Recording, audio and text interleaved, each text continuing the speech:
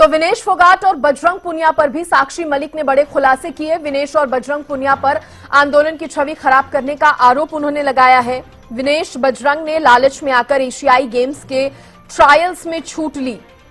विनेश बजरंग ने लालच में आकर एशियाई गेम्स के ट्रायल में छूट ली, ये उन्होंने लिखा है। इसके साथ ही विनेश बजरंग के लालच के कारण पहलवान आंदोलन की छवि खराब हुई, उन्होंने अपनी ऑटोबायोग्राफी में यह जिक्र किया। साक्षी मलिक ने ऑटोबायोग्राफी विटनेस में ये बड़े खुलासे किए हैं। अपनी इस ऑटोबायोग्राफी का नाम उन्होंने विटनेस रखा है और इस विटनेस किताब में, इस ऑटोबायोग्राफी में उन्होंने कई बड़े खुलासे किए हैं, जिसमें सबसे पहला खुलासा हमने आपको बताया कि बीजेपी नेता बबीता फोगाट को लेकर उन्होंने किया है। बड़ा दावा करते हुए कहा कि बबीता फोगाट जो है डब्ल्यूएफआई का अध्यक्ष बनना चाहती थी और इसीलिए पहलवानों को आंदोलन के लिए उन्होंने उकसाया। इसी के साथ विनेश फोगाट और बजरंग पुनिया पर भी साक्षी मलिक ने खुलासे किए, कई बड़े खुलासे। विनेश और बजरंग पुनिया पर आंदोलन की छवि खराब करने का आरोप जो है साक्षी मलिक ने लगाया है।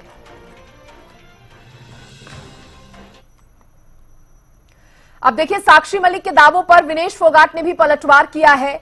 एक कहानी के हमेशा तीन पहलू होते हैं, आपका, उनका और सच। साक्षी मलिक के दावों पर विनेश फोगाट का पलटवार। एक कहानी के तीन पहलू होते हैं, आपका, उनका और सच। ये तीन पहलू होते हैं एक कहानी के। एक अच्छे काम के लिए हमने लड़ाई लड़ी थी, विनेश फोगाट ने कहा। जो कुछ भी आप सुनते हैं उस पर विश्वास मत करो, विनेश फोगाट ने कहा है। मुझे किसी ने यह बात लिखित में नहीं दी, मुझे किसी ने यह बात लिखित में नहीं दी। जब तक दोषी को सजा नहीं दिला देते, लड़ाई अंत तक जारी रहेगी।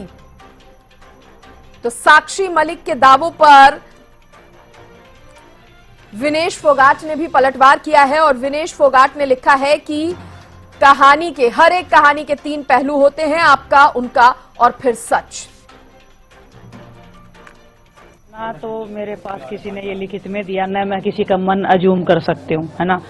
अच्छी बात यह है कि एक गुड कोज के लिए हमने लड़ाई लड़ी थी और वो लड़ाई कंटिन्यू है। जब तक वो लड़ाई चल रही है, जब तक हम उस दोषी को सजा नहीं दिलवा देते, वो लड़ाई चल रही है और अंत तक उसको हम लेके जाएंगे। तो आप उन्हीं से पूछो ना, उन्हीं से पूछो ना, मतलब लालच किस चीज का। खिलाड़ी होने के नाते अगर महिलाओं के लिए बोलना, अपनी बहनों के लिए अगर बोलना लालच है, तो वो लालच मैं अच्छा मानती हूँ। अगर देश को रिप्रेजेंट करके ओलंपिक्स तक अगर मेडल लाने का जो लालच हमारे अंदर है और वो मरते दम तक जिंदा रहेगा, मैं मानती हूँ वो लालच अच्छा है और हर किसी को आना चाहिए। और मैं परमात्मा से भी हमेशा दुआ करती हूँ कि जो लालच, जो देश के लिए खेलने का और देश के लिए कुछ कर गुजरने का जो लालच है, उसकी जो आस है वो हमारे अंदर जिंदा रहनी चाहिए। देखिए, इसी पर बातचीत करने के लिए बीजेपी के प्रवक्ता प्रोफेसर विधु रावल हमारे साथ जुड़ गए हैं और कांग्रेस के प्रवक्ता सुरेश रोड भी जुड़ गए हैं। दोनों का बहुत स्वागत है। सबसे पहले विधु रावल जी, मैं आपका ही रुख करना चाहूंगी, क्योंकि काफी कुछ बड़े खुलासे कर दिए साक्षी मलिक ने। बबीता फोगाट ने पहलवानों को आंदोलन के लिए उकसाया क्योंकि वो डब्ल्यूएफआई का अध्यक्ष बनना चाहती थी। सबसे पहले इस पे आपका रिएक्शन और उसके बाद विनेश फोगाट और बजरंग पुनिया को लेकर जो कुछ कहा है उस पर भी आपकी प्रतिक्रिया चाहूंगी। स्पेसिफिक बात पर जो है जवाब दूं, मुझे लगता है कि एक बहुत बड़ा खुलासा, इन खुलासों के बीच में एक खुलासा हो गया कि जिस प्रकार से, जिस नाम, किसान के नाम से जो एक फर्जी आंदोलन खड़ा किया गया था, जिसके खिलाड़ी यानी किसान आंदोलन के खिलाड़ी बाहर निकल कर आए और उन्होंने बताया कि खिलाड़ी के, इस खेल के पीछे डायरेक्टर और प्रोड्यूसर कौन कौन थे। हमने देखा कि गुरनाम सिंह चढ़ूनी ने बताया कि ये सारा का सारा कांग्रेस के माहौल बनाने के लिए किया गया था। इसी प्रकार से एक दूसरा आंदोलन, जिसको पहलवानों का आंदोलन कहा जा रहा था, उसके भी खिलाड़ी, उस आंदोलन के भी खिलाड़ी निकलकर बाहर आए हैं और उन्होंने भी बताया है कि ये सब कुछ स्टेज था, ये सब कुछ प्रायोजित था। अब वो किस पर आरोप लगा रहे हैं, इस पर ये महत्वपूर्ण नहीं है। सबसे पहली बात वो जो कह रहे हैं, वो कह रहे हैं कि इसमें डब्ल्यूएफआई का अध्यक्ष पद जो है इन्वॉल्व था। अब मैं आपसे जानना चाहता हूं कि जो आवेदन करेगा वही इन्वॉल्व होगा। अब एक दैनिक भास्कर की 18 अप्रैल 2023 की रिपोर्ट है, जिसमें माफी चाहूंगा 21 अप्रैल 2023 की रिपोर्ट है, जिसमें यह कहा गया था कि 18 अप्रैल 2023 को दीपेंद्र सिंह हुड्डा को डिस्क्वालीफाई कर दिया जाता है डब्ल्यूएफआई के अध्यक्ष पद के लिए। और उसके बाद 20 तारीख को शाम को एक कंप्लेन दी जाती है दिल्ली के अंदर एक थाने में, जहां पर यह कहा जाता है कि कुछ लोगों का हम नाम ले रहे हैं जिन्होंने जाकर WFI के तत्कालीन अध्यक्ष जो है ब्रिजभूषण शरण के खिलाफ उन्होंने शिकायत की बात कही थी। उसमें एक पोस्को एक्ट को लेकर भी विषय था। 20 को शाम को शिकायत दी जाती है, 21 को सुबह सुबह ही शिकायत पर, इससे पहले कि दिल्ली पुलिस कोई कार्रवाई करे, जंतर मंतर पर मैट बिछ जाते हैं और एक आंदोलन का स्वरूप ले लेता है विषय। हाँ। तो 18 अप्रैल, 20 अप्रैल, 21 अप्रैल, 25 अप्रैल तक आते आते सुप्रीम कोर्ट पहली सुनवाई करता है। दिल्ली पुलिस से पूछता है कि आपका इस पर क्या करना है। दिल्ली पुलिस कहते हैं कि हम इस पर FIR दर्ज करना चाहते हैं। तो सुप्रीम कोर्ट कहता है then go ahead and register their FIR। हाँ। तो ये सीधा सीधा मामला था, इसमें कोई आंदोलन की आवश्यकता थी नहीं। और बाद में, उसके बाद जो चलता हुआ प्रोसीडिंग्स के बाद में पता चला कि जिस लड़की का उपयोग करके पोस्को एक्ट लगाया गया था, वो लड़की जो है वो हॉस्टाइल हो जाती है और वो उस अपने आरोप वापिस ले लेती हैं। ये भी एक पहलू है जो पब्लिक लाइट में ज्यादा नहीं आया, जनप्रकाश में ज्यादा नहीं आया। हाँ। और किस प्रकार से ये लोग कहते थे कि हम पर कोई, हमारे सामने कोई इस प्रकार की बात नहीं हुई, हमारे पीछे से कुछ हुआ। लेकिन अगर WFI के अध्यक्ष पद की बात है तो दीपेंद्र हुड्डा उसके लिए आवेदक थे। वो 18 अप्रैल को डिस्क्वालीफाई हुए हैं। दैनिक भास्कर की 21 अप्रैल 2023 की रिपोर्ट पढ़ सकते हैं आप लोग। बड़ा विषय क्या है, ये सभी आंदोलन प्रायोजित थे। इन सभी आंदोलनों में कहीं पर किसानों को मोहरा बनाया गया, कहीं पर पहलवानों को मोहरा बनाया गया, क्योंकि कांग्रेस पार्टी अपने बूते और एक नाम तो बीजेपी नेता बबीता फोगाट का भी सामने आ रहा है। नाम ले सकती है, वो बिल क्लिंटन का भी नाम ले सकती हैं, वो नाम जो है जो बाइडेन का भी ले सकती हैं, वो नाम आज डोनाल्ड ट्रंप का भी ले सकती हैं। महत्वपूर्ण क्या है, वो खुद ये कह रहे हैं कि प्रायोजित था। किस पर आरोप लगा रही है महत्वपूर्ण नहीं है, उनकी बात कैसे महत्वपूर्ण नहीं है रावल साहब, वाकई आपको लगता है? बिल्कुल बिल्कुल महत्वपूर्ण नहीं है, क्योंकि वो ये तो कुछ ऐसा हो गया कि जितना परसेंट हमको सच मानना है हम उतना मानेंगे, बाकी हम कहेंगे नहीं, इसमें कुछ सर्कमस्टेंशियल एविडेंस होती है। सृष्टि जी, आप समझने का प्रयास कीजिए। एक क्रिमिनल जूरिस्प्रूडेंस में सर्कमस्टेंशियल एविडेंसेस होते हैं। बबीता फोगाट के प्रति वो पहले भी उल्टे सुल्टे बयान दे चुकी हैं। बबीता फोगाट को पहले भी वो कटघरे में खड़ा, बबीता फोगाट के साथ उनकी दुश्मनी है। महत्वपूर्ण क्या है कि वो ये कह रही है कि हम किसी के उकसावे में थे। दूसरा, आपने जो मेरे से प्रतिक्रिया के लिए कहा, विनेश फोगाट और बजरंग पुनिया, देखिए अब ये पहलवानों के लिए आंदोलन था या पहलवानों का चांस खत्म करने के लिए? जो जूनियर पहलवान थे उनका हक मारकर बिना ट्रायल दिए कुछ नामी गिरामी पहलवान जो शायद अपना प्राइम पा चुके थे, अपने प्राइम के पास थे, वो उन जूनियर हमारे पहलवानों का हक मारकर बिना ट्रायल उनके सामने फेस किए वो जाना चाहते। इतना आसान है कि ट्रायल्स में छूट लेना, लेकिन मिली उन लोगों को छूट। देश के अंदर वातावरण इस प्रकार का बनाया गया कि जैसे वो चंद पहलवान ही पहलवान है, बाकी कोई पहलवान नहीं है। ये तो इतिहास ने देखा कि उन लोगों को छूट मिली। और फिर एक और महत्वपूर्ण इन्होंने तो रावल साहब, इस पे तो जो कमेटी होती है, तमाम सदस्य होते हैं, मेंबर्स होते हैं, उनपे भी सीधे सीधे सवाल खड़े होते हैं।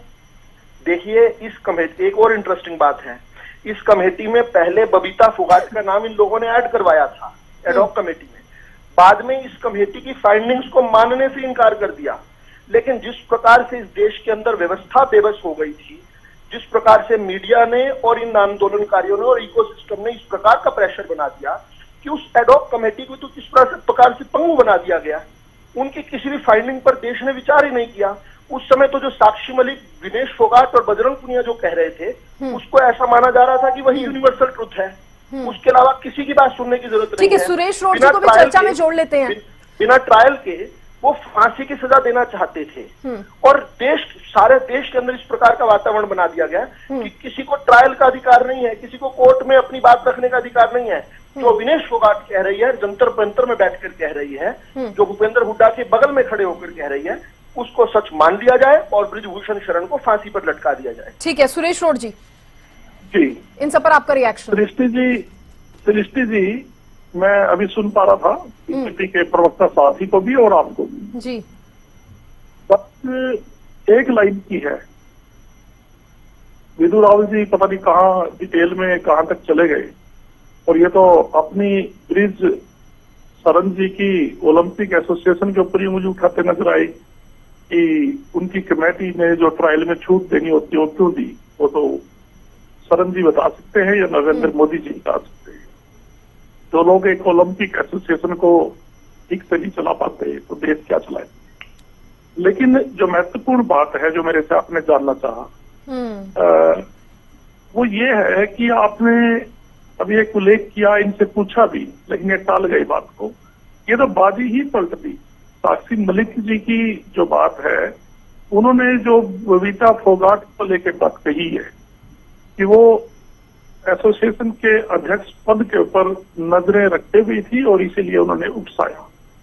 और बबीता फोगाट को ना भारतीय जनता पार्टी की नेता है और भारतीय जनता पार्टी कांग्रेस पर आरोप लगाती रही कि पहलवानों के आंदोलन के पीछे कांग्रेस पार्टी है। इससे तो ये खुलासा हो गया कि बबीता फोगाट है इनके उकसाने के पीछे। तो उन्होंने तो खुद बोली है ये बात। नहीं, विनेश और बजरंग पुनिया पर भी आंदोलन की छवि खराब करने का आरोप उन्होंने लगाया है। उन पे आरोप लगाया, वो एक इंटरनल बात आगे, इंडिविजुअल बात है, लेकिन आंदोलन का जो एक श्रेय जाता है अब, वो तो बबीता फोगाट को जाता है। तो मेन बात क्या है इस डिबेट की? मेन बात यह है कि भारतीय जनता पार्टी को अपने गिरेबान में झांक कर देखना चाहिए कि एक नामी पहलवान साक्षी मलिक जी ने ये आरोप लगाया कि बबीता फोगाट आंदोलन के पीछे है। यानी कांग्रेस के ऊपर जो आरोप आप लगा रहे थे, आपकी नेता, भारतीय जनता पार्टी की नेता बबीता फोगाट ने वो आरोप भारतीय जनता पार्टी पे लगाया कांग्रेस की बजाय। इसके ऊपर स्पष्टीकरण चाहिए कि या तो बबीता फोगाट भारतीय जनता आप स्पष्टीकरण मांग रहे हैं, वो बात ठीक है, लेकिन आपको ये भी ध्यान में रखना होगा कि जब एक मेडल से जब ओवरवेट होने के कारण मेडल से चूक गई थी वो, तो किस तरह से कांग्रेस ने इसको लेकर पॉलिटिक्स की थी ये आप भी जानते हैं। और सबसे बड़ी बात, एशियाई गेम्स के ट्रायल्स में छूट लेना, आपको लगता है ये सही है? नहीं, अब तो छूट की बात अभी आई, विदुर राउत बोल रहे थे, तो छूट किसने दी? ओलंपिक एसोसिएशन ने दी। ये एक इंटरनल मैटर है पहलवानों के, इसमें कोई राजनीतिक पार्टियों का दखल नहीं होना चाहिए। जो एक ओलंपिक एसोसिएशन बनाई जाती है वही तो देखे कि कहाँ छूट देनी है, नहीं देनी है। कहीं पर ओवरवेट है, वैसे ही हम भाई नरेंद्र मोदी जी के देश में ओवरवेट करके विनेश फोगाट जी को वंचित कर दिया, या भारत माता का एक गोल्ड मेडल जो आने जा रहा था तो उससे देश को वंचित कर दिया गया। लेकिन उसमें तो आपने भी पूरा साथ दिया विनेश फोगाट का, और तरह तरह के आरोप बीजेपी पर भी आपने लगाए, खूब लगाए। हमने तो खुद बोला जो यूक्रेन और रूस के युद्ध को रुकवाने की बात करते हैं, वो 100 ग्राम के वेट के चलते गोल्ड मेडल को देश में आने से रोक दिया उन्होंने, चाहे वो मोदी सरकार हो या उनके ओलंपिक एसोसिएशन हो। हम तो इस बात को मानते हैं। अभी भी आप मान रहे हैं, उस बात को रिपीट भी कर रहे हैं आप? हाँ, देखिए, जो 100 ग्राम का जो वेट था उससे पूरा भारतवासी, हर एक भारतवासी को, सच्चे राष्ट्रभक्त को धक्का लगा था कि बात करते थे बड़ी बड़ी, और 100 ग्राम का वेट और एक हमारी खिलाड़ी बहन को वंचित कर दिया गया भारत माता के लिए कि गोल्ड मेडल जो लाने जा रही थी। ये कितना बड़ा देश में एक निराशा का माहौल बना। तो लेकिन जो सबसे बड़ी बात आज आई है, तो आपने बड़ी महत्वपूर्ण ये बात उठाई सृष्टि जी, मैं आपको इसके लिए बधाई देता हूँ कि इस आंदोलन के पीछे बबीता फोगाट का नाम साक्षी मलिक जी के पास। ठीक है रोड साहब, मैं रोक रही हूँ आपको क्योंकि एक बड़ी खबर इससे जुड़ी आ गई है।